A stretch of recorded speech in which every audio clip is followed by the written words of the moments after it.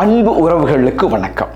16 வயசிலேயே doctor பட்டம் பெற்றவர், மனசு மாறி மிகப்பெரிய போதகராகவும் மறைப்பணியாளராகவும் வாழ்ந்தவர்.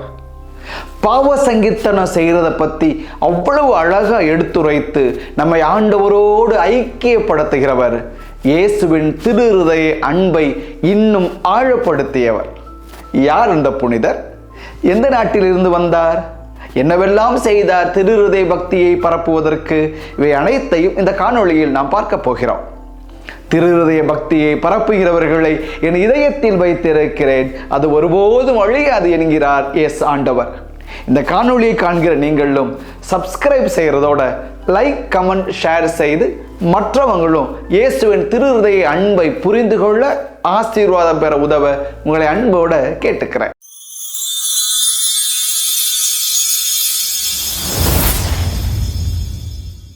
திரு இருதய ஆண்டவருடைய பக்தி திருச்சபையிலும் புனிதர்களுடைய வாழ்க்கையிலும் எவ்வளவு தூரம் ஊடாடி வந்து கொண்டே இருக்கிறதுங்கிறத தான் இந்த ஜெப தொடரில் நம்ம பார்த்துக்கிட்டு இருக்கிறோம். 60 வார தொடரின் 12வது வாரம் என்று உங்களை அன்போடு வரவேற்கிறேன். 1696வது வருஷம் இத்தாலி நாட்டில் பிறந்தவர் அல்போன்ஸ் லிகோரி. நல்ல வசதியான குடும்பம். அப்பா கடற்படை அதிகாரி, அம்மாவும் அப்பாவும் நல்ல ஆன்மீகத்திலையும் சிறந்தவர்களாக இருந்தாங்க. குடும்பத்திலிருந்தே ஜெப வாழ்க்கையை நிறைய கற்றுக்கொண்ட அல்போன்ஸ் ஞானத்தோடும் அறிவோடும் வாழ்ந்தார். எந்த அளவுக்கு அறிவு முதிர்ச்சியோடு அவர் இருந்தார்னா, அவர் முனைவர் பட்டம், அதாவது டாக்டரேட் பட்டம் பெற்ற போது அவருக்கு வெறும் 16 வயசு. அதுலேயும் திருச்சபை சட்டமும் அந்த நாட்டோட சட்டமும் இணைந்த ஒரு படிப்பு அது. ஆக இரண்டு பக்கமுமே ஒரு தெளிந்த நீரோடை போல ஞானியாக முனைவர் பட்டம் பெற்று திகழ்ந்தார். ஆக பட்டம் பெற்ற பிறகு அந்த 16 வயதில் இருந்தே நீதிமன்றங்களுக்கு போய் வாதாடுவது, வெற்றி பெறுவது என்பதே ஒரு இலக்காக இருந்தது. வெற்றிங்கிறது ஒரு போதை. ஒரு முறை ஜெயிச்சிட்டோம் அப்படின்னா அந்த வெற்றியை திரும்ப பெறுறதுக்காக எந்த எல்லைக்கு வேணாலும் போகக்கூடியவங்களை பார்ப்போம்.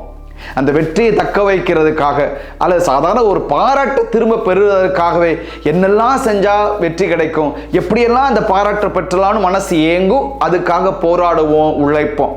அதை நேர்மறையாக செய்கிறவங்களும் உண்டு, அநியாயத்தை செய்து வெற்றியை தக்க வைக்க விரும்புகிறவர்களும் உண்டு. தொடர்ந்து ஜெயித்துக்கிட்டே இருந்த அல்போன்ஸ் லிகோரியை பார்த்து நிறைய பேர் வியந்தாங்க, சந்தோஷப்பட்டாங்க, பாராட்டினாங்க. ஆனாலும் ஒரு முறை அல்போன்ஸ் லிகோரி ஒரு வழக்கில் மிக மோசமாக தோற்று போனார். தோற்ற பிறகு அவரால் அந்த தோல்வியை ஏற்றுக்க முடியலை. ஏன் தோத்து போகணும்னு சொல்லி அதை அப்படியே யோசிக்கும் பொழுது, அதை பற்றி ஆய்வுகளை செய்யும் பொழுது கவனிக்கிறாரு, இவருக்கு எதிரே இருந்தவர் அந்த வெற்றியை பெறுவதற்காக ஊழல் செய்திருக்கிறார், லஞ்சம் பெற்றிருக்கிறார். அங்கே அநீதி இழைக்கப்பட்டு இருக்கிறது. அநீதியாலும் ஊழலாலும் தான் தோற்கடிக்கப்பட்டிருக்கிறோம் என்பதை அல்போன்ஸ் லிகோரி தெரிந்து கொள்கிறார். அப்பொழுதுதான் அவர் உணர்கிறார், இந்த உலகத்தை இப்பத்தான் நான் உண்மையா தெரிஞ்சுக்கிட்டேன். அவ்வளவு மன விரக்தியோடு இருந்த அல்போன்ஸ் லிகோரி அந்த வழக்கறிஞர் தொழிலை அப்படியே விட்டுவிட்டு சிறுவயதிலிருந்து தான் கற்றுக்கொண்ட அந்த இயேசுவின் அன்பை நோக்கி பயணிக்க தொடங்குகிறார். இயேசுவோடு ஜெபித்து அந்த அன்பை நோக்கி பயணிக்கிற பொழுது அல்போன்ஸ் லிகோரி சொல்லுகிறார், ஆண்டவரே, உங்களை விட்டு நான் போகாதபடிக்கு பார்த்துக்கங்க. ரெண்டாவது, ஆண்டவரே, என்னைய உங்களுக்கு உகந்தவனா மாத்திக்கங்க. 2 ஜெபம். உங்களை விட்டு நான் வெளியில போகாதபடி பார்த்துக்கங்க, உங்களுக்கு உகந்தவனா என்னைய மாத்திக்கங்க. இந்த 2 ஜெபங்களை அடிக்கடி அவர் சொல்லுகிறார், தொடர்ந்து ஜெபித்துக் கொண்டே இருக்கிறார். பின்னாளில் அவருடைய எழுத்துக்களிலுமே இந்த ஜெபங்கள் அடிக்கடி உள்ளே வந்து கொண்டே இருக்கிறது. இந்த இயேசுவை நோக்கி அவர் உள்ளே செல்ல செல்ல அவர் சொல்லுகிறார், அன்புக்குரியவர்களே, தன்னை பற்றியே ஒரு நினைக்கிற பொழுது அவன் தோற்று போகிறான். ஆனால் கடவுளை நினைக்கிற பொழுது அவனால் எல்லா காரியங்களிலும் வெற்றி பெற முடிகிறது என்று சொல்லுகிறார். உண்மைதானே? சில ஆண்டுகளுக்கு முன்பு நம் ஊர்ல வர தினமணி செய்தித்தாளில் நான் பார்த்தேன், கடவுள் நம்பிக்கை குறைய குறைய தற்கொலை எண்ணம் அதிகரிப்பதையும் நாம் பார்க்கிறோம் என்ற ஒரு வரி இருந்தது. இன்றைய காலகட்டத்தில் ஆய்வுகளும் அதை உறுதிப்படுத்துகிறது. கடவுள் நம்பிக்கை ஒருவருடைய வாழ்க்கையில் தன்னம்பிக்கையை அதிகரித்து போராடவும் வாழவும் அவரை தூண்டுகிறது. கடவுள் நம்பிக்கை இல்லாத பொழுது நமக்கு யாருமே இல்லையே என்ற ஏக்கத்தில் தற்கொலையை நோக்கி தள்ளுகிறது என்பதையும் இன்றைய ஆய்வுகள் சுட்டி காட்டுகின்றன. ஆக இந்த அல்போன்ஸ் லிகோரி கடவுளோடு இருக்கும் பொழுது நம்மால் எல்லா வெற்றிகளையும் பெற முடியும், எல்லாவற்றையும் சிறப்பாக செய்ய முடியும் என்று சொல்லுகிறார். அதை விட அற்புதமாக சொல்லுகிறார், இந்த உலகத்திலேயே நீ மட்டும்தான் இருக்கிற அப்படின்னு நினைச்சுக்க, கடவுள் உன்னை அவ்வளவு அதிகமா அன்பு செய்கிறார். இன்னொன்று மிக சிறப்பு அல்போன்ஸ் லிகோரி சொல்றாரு, இந்த உலகத்திலேயே நீ மட்டும்தான் இருக்கிறதா நினைச்சு கடவுள் உன்னை முழுமையா அன்பு செய்கிறாருங்கிறார். அதாவது ஸ்டெல்லா மேரி, இந்த உலகத்துல நீங்க மட்டும்தான் இருக்கிறீங்கன்னு கடவுள் நினைச்சு உங்களை அவ்வளவு நிறைவா அன்பு செய்கிறார். ஜான் பால், இந்த உலகத்திலேயே நீங்க மட்டும்தான் இருக்கிறதா நினைச்சு கடவுள் உங்களை அவ்வளவு நிறைவா அன்பு செய்கிறாரு. ஹெலன் ஃபவுஸ்டினா, இந்த உலகத்துல நீங்க மட்டும்தான் இருக்கிறதா நினைச்சு உங்களை கடவுள் மிக நிறைவா அன்பு செய்கிறாரு. இப்ப பாருங்களேன், 1 to 1, அதாவது ஒரு தனிப்பட்ட ஒரு அன்பு தொடுதல். உலகத்துல நிறைய பேர் இருக்கிறாங்க, கடவுள் எல்லாரையும் அன்பு செய்கிறாரு. நீங்க அப்படி பார்க்காத, நீ மட்டும்தான் இருக்கிறதா நினைச்சு கடவுள் ஒன்ன அதிகமா அன்பு செய்கிறாரு. ஆக இயேசுவை தன்னோடு ஐக்கியப்படுத்தி கொண்டு, கடவுளுடைய அன்பை தன்னோடு ஐக்கியப்படுத்தி கொள்ளக்கூடிய ஒரு அன்பு நிலையை அல்போன்ஸ் லிகோரி நமக்கு சொல்கிறார். சரி, கடவுளுடைய அந்த அன்பு நிலையை சொல்லிட்டார்ல, அந்த அன்பு நிலையை நாம் எங்கே பார்ப்பது, அந்த அன்பை நாம் எங்கே சந்திப்பது? அல்போன்ஸ் லிகோரி சொல்கிறார், இயேசுவின் திரு இருதயத்தை நீங்கள் சந்திக்கிற இடம் பாவ சங்கீர்த்தனம் பெறுகிற அந்த இடம். நீங்கள் ஒப்புரவு அருளடையாளத்திலே பங்கு பெறப் போகிறீர்களே, அந்த இடத்தில் நீங்கள் இயேசுவின் திரு இருதயத்தை நீங்கள் சந்திக்கிறீர்கள். அதுவரை கடவுள் என்பவர் ஒரு நீதிபதியாக தண்டிக்கக்கூடியவராக இந்த உலகம் பார்த்து கொண்டிருந்த வேளையிலே அல்போன்ஸ் லிகோரி கடவுளை, இயேசுவை இரக்கமிக்கவராக, அன்புக்குரியவராக மக்களிடம் போதிக்க தொடங்குகிறார். எனவேதான் நீங்கள் பாவ சங்கீர்த்தனம் செய்கிற பொழுது அங்கே இருக்கிறவர் நீதிபதி அல்ல, இரக்கத்திற்குரியவர் என்பதை பதிவு செய்கிறார். குருக்களுக்கு அவர் எழுதுகிற பொழுது கூட, நீங்கள் பாவ சங்கீர்த்தன தொட்டியிலே அமர்ந்து இருக்கிற பொழுது நீங்கள் ஒரு நீதிபதியாக நினைத்துக் கொள்ளாதீர்கள், ஒரு தந்தையின் உள்ளத்தோடு அவர்களை அணுகுங்கள் என்று சொல்கிறார். நாம கூட பாவ சங்கீர்த்தனத்துக்கு போவோம். யார்கிட்ட போவோம்? தெரியாத சாமியார் வந்தா நாம போவோம்.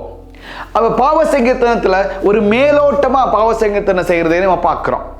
பிலிப்பைன்ஸ்ல சில ஆண்டுகள் நான் படிப்புக்காக போயிருந்தேன். அங்கே இருக்கும் பொழுது நான் பார்த்தது, அந்த மக்கள் பாவ சங்கீர்த்தனத்துக்கு வருகிற பொழுது உண்மையான பாவ சங்கீர்த்தனமா இருக்கும். ஏதோ கடமைக்கு நான் போனோம் வந்தோம் அப்படி இருக்காது. நிறைய பேர் அழுது பாவ சங்கீர்த்தனத்தில் பங்கு பெறுவதை நான் பார்த்திருக்கிறேன். இன்னொன்று, எல்லா இடத்துலையும் இருக்கிறது போல அங்கே இருக்கிற மக்களுக்கு ஒரு சில ஃபாதர்ஸை பிடிக்கும். இது ரொம்ப பிடிச்ச ஃபாதர், என் ஃப்ரெண்டு அப்படிலாம் சொல்லுவாங்க. ஃபேமிலி ஃப்ரெண்டாகலாம் இருப்போம் நாங்கள். இந்த ஃபேமிலி ஃப்ரெண்டாக இருக்கிறாங்கல்ல, அவங்கள்ட்ட தான் அவங்க அதிகமாக பாவ சங்கீர்த்தனம் செய்வாங்க. இப்போ நான் இருந்த ஒரு பங்குல என்னோட ஒரு கேரளா ஃபாதர் இருந்தார். அந்த பங்குல இருந்து இருக்கிற ஒரு 10 குடும்பமாவது இருக்கும். அந்த 10 குடும்பங்கள் எப்போ பாவ சங்கீர்த்தனத்துக்கு வந்தாலும் அந்த ஃபாதர் தான் கூப்பிடுவாங்க. ஃபாதர் நீங்கள் வாங்க ஃபாதர், அவ்வளவு க்ளோஸ் அவங்க. ஆனால் அவர்கிட்ட தான் பாவ சங்கீர்த்தனத்துக்கு போவாங்க. அதே போல் என்னுடைய பிறந்தநாளை கொண்டாடினவங்க, என்னுடைய முனைவர் பட்ட ஆய்வு நிறைவுகளை கொண்டாடினவங்க, என்னை சுற்றுலா அழைச்சிட்டு போனவங்க, எனக்கு நிறைய உதவிகள் செய்த குடும்பங்கள் அங்கே இருக்கிறாங்க. அந்த குடும்பங்கள் என்னை ஃபேமிலி ஃப்ரெண்ட், குடும்ப நண்பர் அப்படின்னு சொல்லுவாங்க. எப்பெல்லாம் அந்த குடும்பத்தினர் பாவ சங்கீர்த்தனம் செய்ய விரும்புகிறாங்களோ அப்போ அவங்க என்னைத்தான் கூப்பிடுவாங்க. அவங்கள பொறுத்தளவுல நமக்கு தெரிஞ்ச ஃபாதர் நமக்கு வந்து பாவங்களை கேட்டாங்க அப்படின்னா நம்மளுடைய குடும்ப சூழல் தெரியும், நம்முடைய வாழ்க்கை முறை தெரியும், தொடர்ந்து நம்மளை வழி நடத்துவாங்க, நம்ம நல்லா இருக்கணும்னு அவங்க ஆசைப்படுவாங்க அப்படின்னு அவங்க நம்புவாங்க. ஆக தெரியாத ஒருவர்கிட்ட போய் பாவ சங்கீர்த்தனை செய்யறதுக்கு பதிலாக தெரிஞ்ச ஃபாதர்கிட்ட வருவாங்க. ஆனால் நம்ம ஊர்ல அப்படியே தலைகீழ். அப்படியே தெரிஞ்ச ஃபாதரா, ஐயோ பங்கு ஃபாதரா, ஐயோ சொந்தக்கார ஃபாதரா, ஐயோ தெரிஞ்ச ஃபாதரா, நான் அவர்கிட்டலாம் போக மாட்டேன். தெரியாத ஃபாதரை நான் என்னைக்கு பார்க்குறேனோ அன்னைக்கு தான் செய்வேன். அல்லது தவக்காலத்தில் திருப்பயணம் போகிறோமா, நான் அங்கே போய் பாவ சங்கீர்த்தனம் செய்வேன் என்று சொல்லி பங்கு தந்தையர்களை, தெரிந்த குருக்களை விட்டு விலகி ஓடுவதை நம்ம ஊரில் பார்க்கலாம். ஆனால் அல்போன்ஸ் லிகோரி சொல்கிறார், நீங்கள் பாவ சங்கீர்த்தனத்துக்கு சென்று முழந்தாள் படுகிற பொழுது அங்கே இருப்பது உங்களை தவறாக நினைக்கக்கூடிய தீர்ப்பிடக்கூடிய நீதிபதி அல்ல. உங்கள் தெரிந்த குருக்களாக இருக்கலாம், ஆனால் தவறாக தீர்ப்பிடக்கூடிய நீதிபதி அல்ல, மாறாக அன்பின் கடவுள் அங்கே இருக்கிறார். நீங்கள் உங்கள் பாவத்தை அங்கே அறிக்கை இடுகிற பொழுது நீங்கள் குற்ற உணர்வு, அதாவது ஹியூமிலியேட்டட், உங்களை யாரோ இகழ்ந்துரைத்ததாக நினைக்காதீர்கள், மாறாக அந்த பாவ சங்கீர்த்தனத்திலே நீங்கள் குணம் பெறுகிறீர்கள் என்று சொல்கிறார். ஆக we are healed.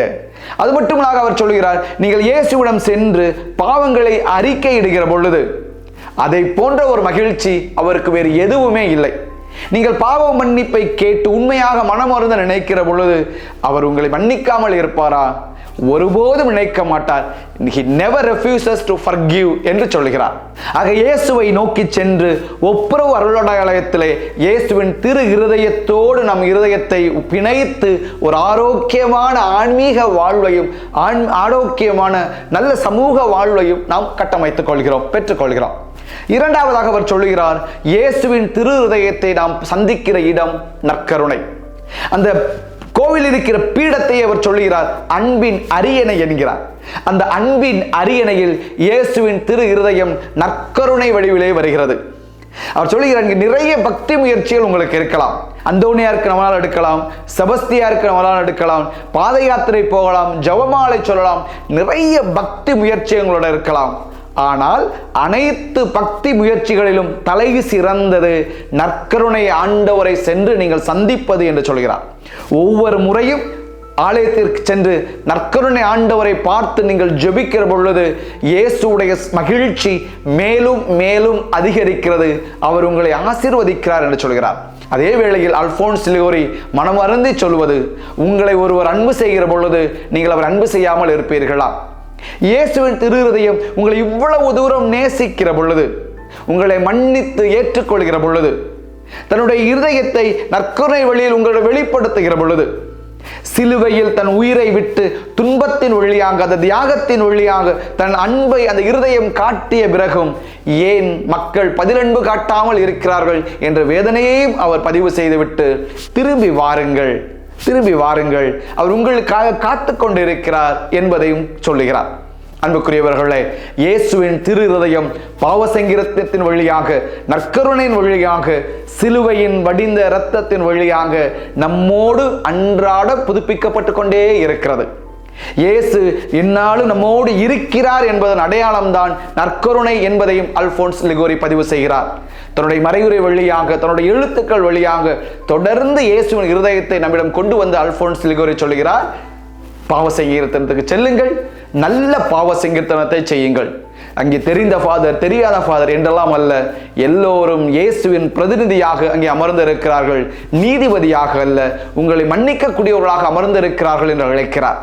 நல்ல ஒப்புரவு அருளாலயத்தில் பங்கு பெற்று நல்ல முறை நற்கருணை ஆண்டவரை சந்தித்து அடிக்கடி நற்கருணை ஆண்டவரோடு உறவை வளப்படுத்தி ஜெபித்து நற்கருணையை உட்கொண்டு அந்த உறவிலும் நாம் நிலைத்து இருக்கிற பொழுது இயேசுவின் திரு இருதயம் நமது இருதயம் போல, நமது இருதயம் இயேசுவின் திரு இருதயம் போல மாறி அவ்வளவு அழகாக ஒளி வீசும். தொடர்ந்து ஜெபிப்போம், வாழ்க்கையில் இயேசுவின் இருதயத்தை அனுபவிப்போம்.